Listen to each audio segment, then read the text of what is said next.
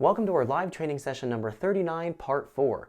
In this video, we're going to take a look at mapping out our high cam or the VTEC operation, doing our wide open throttle tuning for fuel and ignition timing. We're going to have a ton of things to cover in this video, so let's jump into our live training session so we can get started. Welcome back to our live training session here with our Turbo S2000. In the last video, we mapped out our low cam or non-VTEC fuel and ignition timing tuning. We've dialed everything in. We have our per cylinder knock control set up, so that's going to be, if we have any kind of knock, that's going to be attacking each cylinder. We use that in guiding us how much spark timing we can run in the last video. So we saw kind of the cause and effect by adding too much timing, seeing a little bit of knock activity. We pulled it out. That backed up what we were seeing on the dyno as far as power gain goes. And we got the engine as safe as can be on the low cam. Now we're ready to take a look at doing our high cam mapping. Now when I do the tuning with an AEM V2 with a VTEC motor, I always try to differentiate between the low cam and high cam operation so that if for whatever reason, if it starts to, VTEC stops working, or we're not in VTEC and we're out of the thresholds to engage VTEC, if we have just one fuel map, we can find it might run too rich or too lean. By having our whole fuel table here dedicated just for low cam, if VTEC doesn't engage and we don't meet the exact criteria for engagement, the engine won't run funny. It won't run too rich or too lean. So that's going to be a problem with just one fuel table trying to characterize VTEC operation. So what we're going to do to get around that in this video is going to be setting up our nitrous control here. The nitrous control can be tied in with our VTEC programming so that when the VTEC turns on, the nitrous control is going to kick in. It's going to be adding the additional amount of fuel that we need and also taking care of the spark timing if we need to add some more spark timing. Now, oftentimes when we're doing our spark timing tuning, if we're working with a Honda ECU, we're going to find that we actually have two spark timing tables, two fuel tables. One table is going to be for, or one set of tables is going to be for low cam, one set for high cam.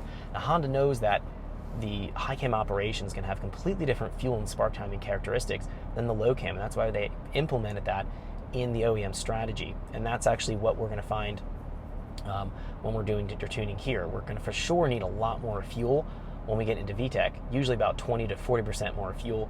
And then the spark timing, oftentimes we can run a couple more degrees of spark timing safely on the high cam because we have a lot more lift and duration. It's going to be dropping our cylinder pressure a little bit. It's going to be changing the dynamic compression a little bit, so we can get away with being a bit more aggressive on the spark timing. So what we're going to do is set this up right now. So I'm in my nitrous control, again, the low cam fuel table. This has all been tuned for low cam, or the main fuel table I should say, all been tuned for low cam. Our spark timing here, this has all been tuned for low cam. So this is going to be using the nitrous control to now add fuel on top of whatever comes from our main fuel table. Also altering either plus or minus in spark timing. So we're either going to be adding or subtracting as a modifier against our ignition timing here from our table. So for example, if we're in our fuel table here, let's say with VTEC on, let's just say, or VTEC off, I should say, so low cam operation, let's just say we're at 5,000 RPM and we're 15 pounds of boost.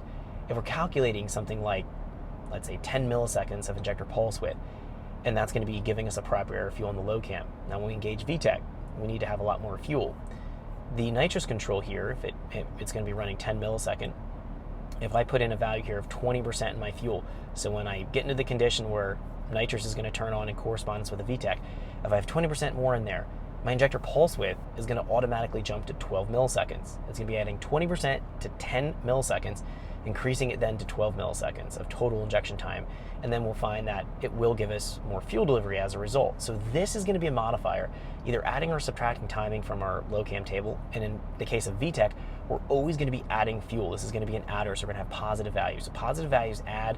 Spark timing table, we'll find this is going to be altering against our spark timing. So let's just say at that same condition, we were at 10 degrees of timing.